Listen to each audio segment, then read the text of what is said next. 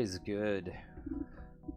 We are back with part 2, finishing off the Avatar The Last Airbender tier list.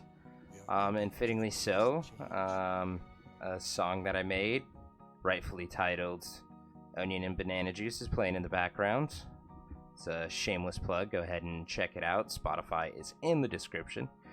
And also on this channel, you can check out music. So, anyways, let's just get right going into this. Long Feng is next, and he's awesome.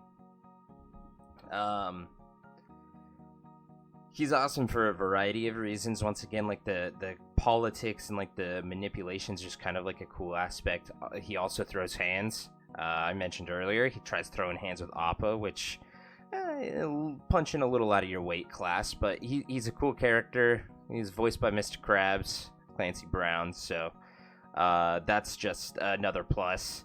Yeah, no, just really like his character overall. I will make a note that Season 2, especially the back half of Season 2, is probably my favorite like part of the series. I love the conspiracy with the city. I love the fights in the Crystal Catacombs. I love all of that shit. It was so dope. Yeah, probably my favorite part of the series. So the one of the main villains of that area is gonna get a bump because of that. Next is Long Shot. He's solid. He's the strong silent type. He plays his role well. Part of Jet's crew. I like Jet's crew. We're gonna get to, obviously, I'll probably just actually do them next. I'll kind of pick them out, but yeah, Long Shot's cool.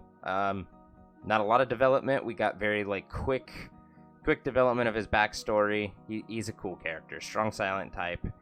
And then when he does talk, when Jet gets, murks, he's got like that commanding presence. He's a cool character. Let's go to Pipsqueak. Same kind of thing. Solid, not a lot of development. Just another guy. I don't know. He's kind of neat though. He's the big, nice, cuddly type. But he'd also crush your head probably. So I'll give him some credit. I'm gonna put the Duke with him. Remember, it's the Duke. Yeah, kind of a funny character. He's just a kid. He always hangs out with Pipsqueak. They're homies. Solid character for what we get. Not a lot. Smellerbee, I'll put a little higher up. Still part of the same crew, so a lot of the same kind of themes, but like Smellerbee's attitude, kind of sassy, and her and Iroh's interactions are obviously pretty funny. And then like Longshot's wisdom and a stare and how she understands, is really neat. Kind of like a nice little lesson, but that's Avatar: The Last Airbender for you. May. So May is, what would I say?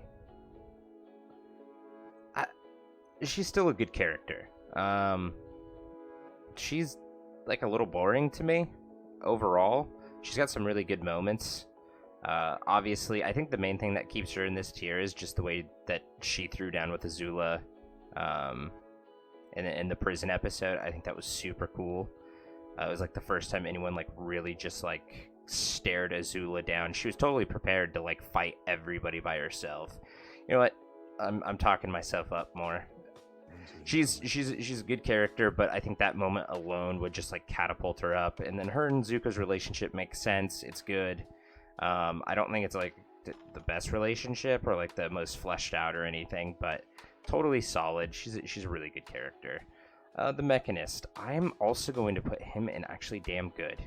I like his whole thing. He's making weapons for the Fire Nation, which is really bad.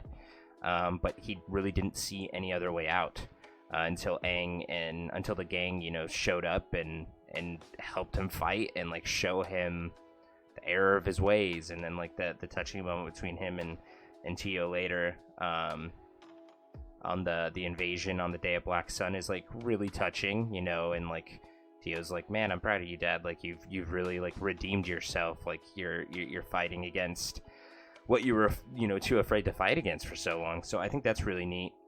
He's a damn good character.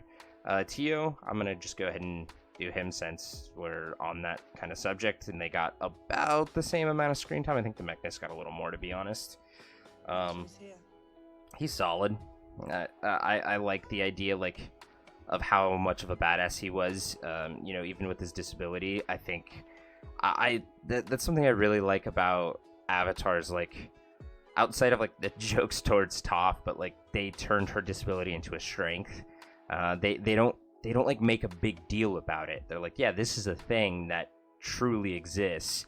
However, this is still who the character is. And the way that they overcome that and make themselves better for it, I think is super freaking cool. So he's a cool character. We didn't get a lot of them, but super cool character. Momo is awesome. Obviously, I'm not putting him in a cactus juice grate like Appa. You would think that they'd stay together, but obviously Appa, I explained why, literally carried the weight of the gang on his shoulders. Momo's great, though. He's super funny. He's kind of comedic relief. His and Sokka's relationship, I think, is one of the more underrated parts. Sokka's literally trying to crawl in Appa's mouth to save him. When he was originally trying to eat him. So that's always, a fun thing that people point to. So that's some real character development there. Momo's funny, and then the way he sticks by Aang's side in those last few episodes, I thought was really, really cool. Legitimately the last second before Aang starts throwing down with the most powerful firebender on the planet, and Momo's like, nah, dude, I got you, and I'm gonna wait until you tell me I have to go. So Momo's a real one. Fire Lord Ozai, I'm gonna put him in damn good still, because I've given so many points to Great Delisle and Clancy Brown, it's Mark Hamill, so I'm gonna give him some points just for that. He's obviously a badass. He's an evil motherfucker too, but he's a good villain. The one thing that I kind of wish they did a little more is somehow split Azula's time with Ozai to develop him and hash him out a little bit more, but also without taking time away from Azula. It's one of those weird dynamics. I wish he was a little more than evil guy goes boom type thing, but he's still cool. And then like I said, Mark Hamill voicing him, he's gonna get points for that.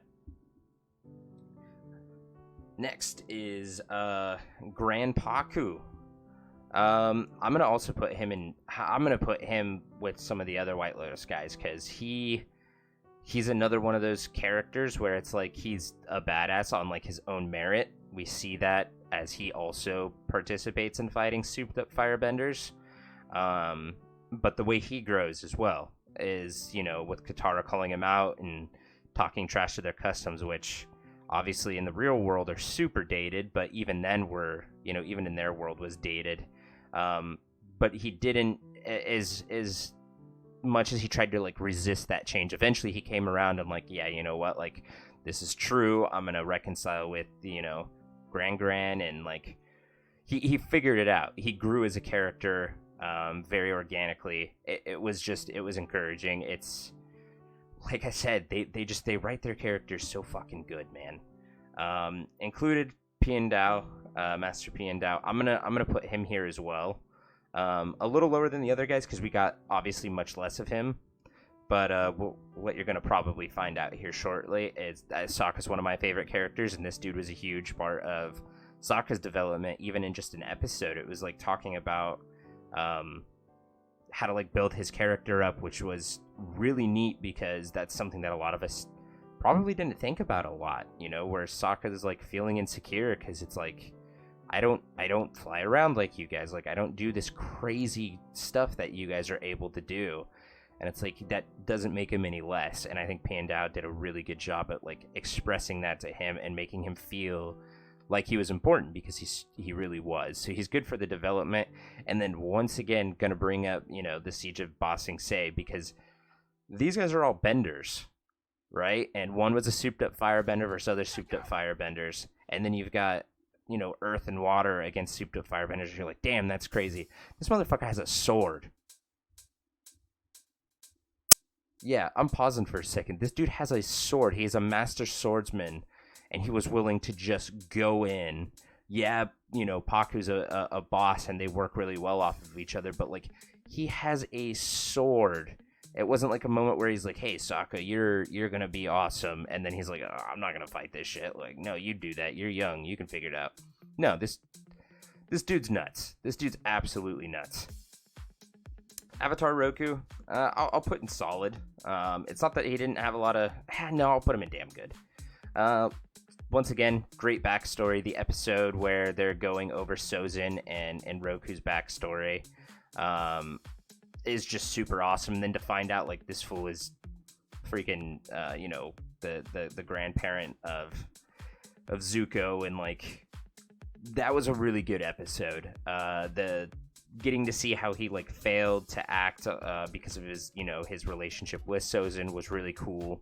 Because I don't think anyone really thinks too much on that. Like, we see relationships all the time in the show and how they relate to one another. I mean, Zuko and Ozai, for instance, but, like, that was his duty, and, like, he failed, and that it's cool to see that. It's cool to see where the heroes don't always win. Like, that's important to see, and important for the development of all of the lore, obviously, and the whole story that we're following. So I'll give him some credit. I'll do Sozin afterwards. I'm going to put him in solid. Most of the same reasons. We just see less of him. He was obviously kind of a hard ass. And then, like, man, I hated him for, like, the way he, stabbed Roku in the back, but it was a really good scene. Also, I don't know who his voice actor is, but he's got a dope voice. Next is Sokka, and for the tier named after his escapade, he's in Cactus Juice grade. Sokka's, one of my favorite characters of the show. I feel like Iroh's kind of, like, in his own tier, but, like, Sokka would be tied for probably my favorite character of the entire show with two other characters we'll get into. For a lot of the reasons that I explained why I like Pian Dao so much for, like, building him up. He's a non-bender, and he was still just a boss, man. He would throw down. His boomerang was dope. When he had a sword, he was dope. He was smart. He is obviously the comedic relief. Jack DeSena did a great job at voicing him. He's just a fun character, man. He makes you laugh. He's got some of the, most iconic moments, such as the cactus juice. And then his relationship with Yue, and then his relationship with Suki, and I don't know, man. It's once again, he's part of the core gang, so it's like, he's just gonna have a fantastic story, and I'm not gonna have enough good things to say, but personally, he's just one of my favorite characters because of the comedic sarcasm, and the fact that he wasn't a bender and was still just such a hard ass, I think just cannot be stated enough. Suki, I'm gonna put in damn good. I'm gonna put her under the White Lotus people only because I don't know, got a soft spot for the White Lotus people, but Suki was awesome. She was okay in the original episode. I think a lot of people are in the same boat. Season 1 probably wasn't as good as Season 2 and 3. Still fantastic. Still a 10 out of 10 in my opinion. But once again, she was super important for Sokka's development as well. The way that they played off of each other, I think is really, really great. Their humor, especially when they, are in the prison together and Sokka's trying to rescue her and he's, like, talking smack to her and she's like, do you want to get on my bad side? And you're like, oh shit, she's going to slap the shit out of you. And then, like, her crazy parkour to capture the warden was just awesome. She was ready to throw hands with Ty Lee Mei and Azula at a moment's notice. The way her and the other Kyoshi warriors defended Appa and Appa's lost days is just... You know what? I lied. I'm going to put Suki at the top of damn good. She's a really good character. I was happy to see more of her in Season 3. The Boulder, I'm going to put in solid. He's like a mix of like a cool... he's like the typical Earthbender. Kind of like another like jockey Chad type guy. But he's really funny. I like how he calls himself the Boulder. He speaks in that third person. He's a funny character. And then when he shows up with the hippo... on the Day of Black Sun, I thought that was really awesome. Like, that's kind of a cool little development because we see a couple other Earthbenders that we'll get into actually probably right after this. I'm going to just keep jumping around. He wasn't just owned by his greed. He still cared about fighting for his people and his country and, like, being a part of the Earth Nation, really proud and stuff. So I like the Boulder. Homeboy here, I'm trying to remember his name. Zinfu. Um, he's okay. I'm tempted to put him in Ember Island Players. I'm gonna put him in Ember Island Players. Screw it. We didn't see a lot of him. He was just a guy ruled by his greed. That was kind of all there was to him. Cool character, like cool character design. He's an Earthbender, kind of neat. I like the fact that him and Master Yu here, who I'm gonna just put with him. Not a lot of development between the two of them. They were both kind of just ruled by their greed. He had like the good motive, but he was just, he just saw the payday. Kind of funny together, the way that they fought and stuff. They could be solid, I guess, but I'm just gonna put them down here because, I mean, they're easy to dislike, and then we just really didn't get a lot of them. So, next, let's go Ursa. Zuko and Azula's mom. I'll put her in solid. I'm gonna put her above like Haru and stuff. Because obviously she's a big reason why Zuko's the way that he is. It was really heartbreaking, like learning about her and Azula's relationship, but I think that added more to Azula's story than it does Ursa's. I have read quite a few of the comics afterwards, so like I know what happens to her. If you guys are looking into that, I'll try to find it. I'll put the link in the description for the book that goes into finding Zuko's mom, because I think that was a big question at the end of book 3, where Zuko goes to see his dad and he's like, well, where's my mother? And they get to learn about that. It's a pretty wild story. So if I just had to go off show, I think I would put solid, but I'll keep her in solid, but I'm going to put her at the top because I know a little bit more. It's kind of nice to know the rest of the story. Yue, I'm going to put in damn good and kind of in like the middle tier. I'm going to put Ozai a little lower. Yue, kind of like an Aang thing. She's young. She has all this pressure on her to, be this political figurehead, which is similar to the status that Aang has as Avatar, for instance. A lot of people are going to be looking to them. But for her to willingly give herself up to not just save the Water Tribe, but truly save the world, as Iroh made the mention, like, everyone needs the moon. You can't just throw the world out of balance like that. And she was, 16 years old or whatever, willing to give up her life to make sure, the rest of the world could continue moving. I think that's really admirable and kind of heartbreaking as well. And then obviously she made that like quick little moon spirit cameo to help bail Aang out of his like little bit of depression. In that last episode, or not in the last episode, sorry, in the first episode of season 3, after he gets blasted from lightning and stuff like that. She helps get him to shore and like kind of uplifts him both physically and mentally. We're gonna go to Ty Lee. Another damn good character. I'm gonna have to keep her with May, but I am going to move Yue above both of them. Ty Lee is like the Sokka of Azula's crew. She's goofy. She's really like fun spirited. She's a cool character. She had, I don't want to say like an absolutely heartbreaking backstory, but like you can get it to like not really be seen as anything special for like your entire life. That would kind of suck. But she's a cool character. She's obviously a badass. Another just like straight bad bitch character, but she's also really funny. So yeah, I think her and May are both in good hands. And then I should mention, because obviously I mentioned May's best moment, I think Ty Lee's best moment is in the same scene where like May's like, I'm gonna fight all of you right now, I don't give a shit. And then Ty Lee's like, you know what, I'm with you. I don't care either. Like you're my friend, and I got your back. Against everything we fear and against insurmountable odds, like I have your back. You're my homie. So yeah, great ending. I like the fact that she also joined the Kyoshi Warriors. That's a perfect fit. I wish we would have learned a little bit more about that. Maybe there's some comics talking about that as well. I don't remember seeing anything in the ones that I read, but anyways, Wan Shi Tong. I'm gonna put him in damn good because he's a giant owl, and owls are neat. I I get it. I get everything that he was thinking. I get everything he did. I don't really have an issue with anything he did. The fact that he got absolutely dome checked by Sokka, I think, is hilarious. Sorry, I'm like burping over here. Damn.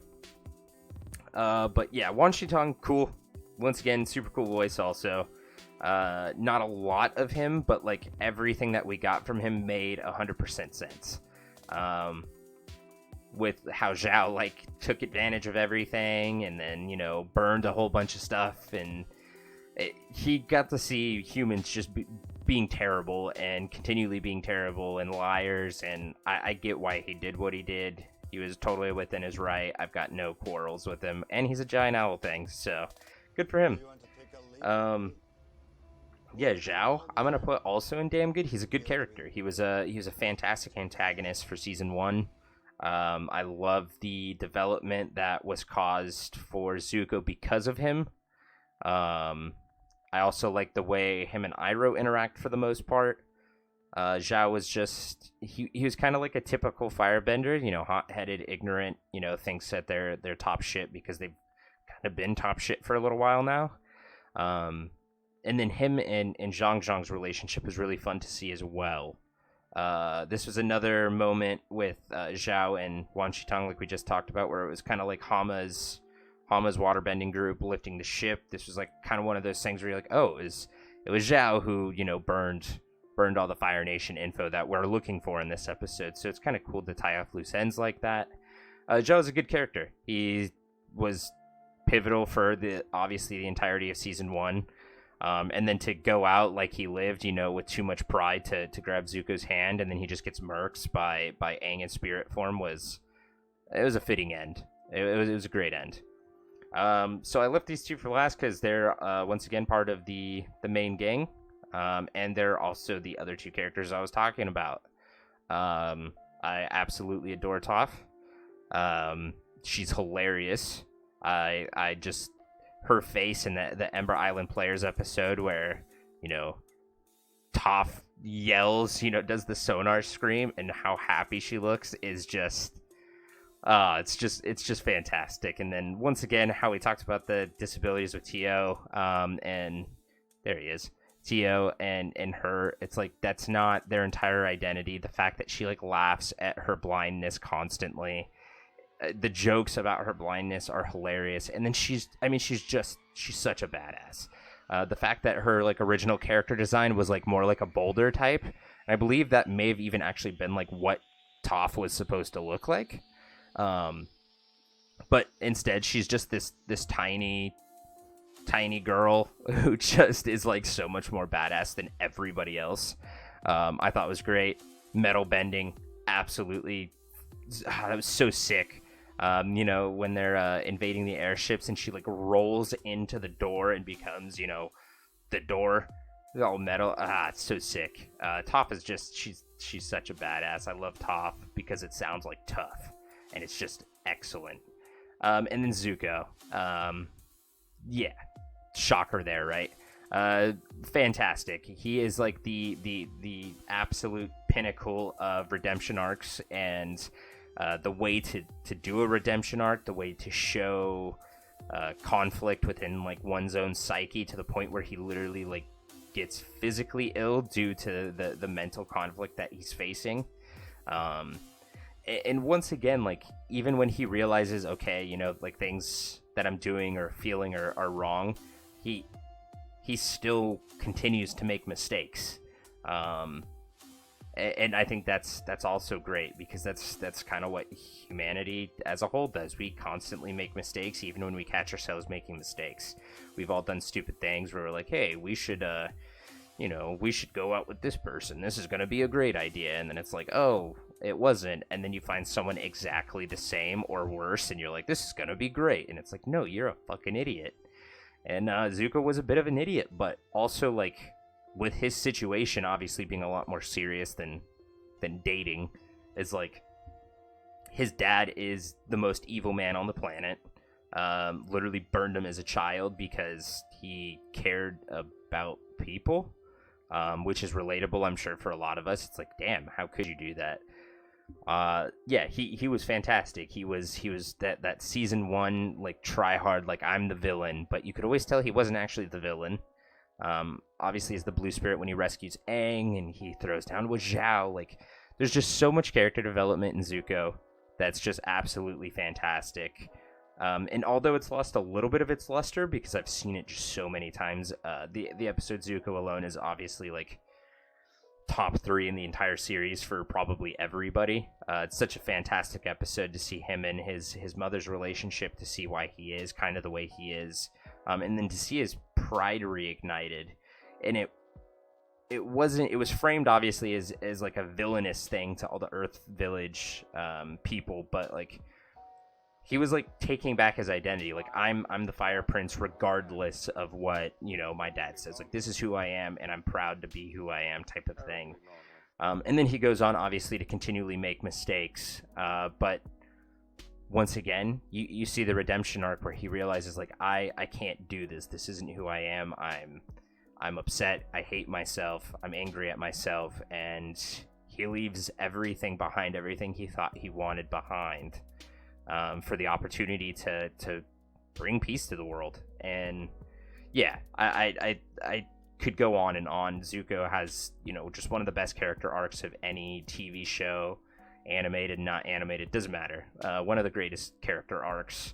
And the only reason I'm keeping Iroh, these guys are interchangeable. Iroh, I just feel, is like in his own character tier, because while he has great development as well, a lot of his role is for Zuko. He's the father he never had. Still damn near just, it always gives me chills, makes me want to cry the way, you know, Zuko apologizes to him and Iroh just doesn't give a shit. He's just like, yeah, dude, I wasn't mad at you. I'm just glad you're okay. I'm glad you found your way. And I love you just the same. And yeah, these two being at the top makes 100% sense. But yeah, I mean, there's probably more characters that could have been added to this. This one was another just pre-made one. I think they did a good job at hitting most of the main characters. There's probably a few more that could have been added, but I think this is great. Yeah, let me know. You know, like, share, and sub, do all that cool stuff. But yeah, let me know who your guys' favorite characters are. You know, maybe you're like 1 through 3, and then like who your least favorite characters are, whether they're on this list or not. Hopefully you guys checked out part 1 before you came over here, but if not, I mean, this is your final list. So yeah, just engage in the comments. Let me know what you guys think and who your favorite and your least favorite characters are. I look forward to seeing that, and hopefully we will be back with another video here shortly. I hope you guys enjoyed, and I'll talk to you all soon. Much love.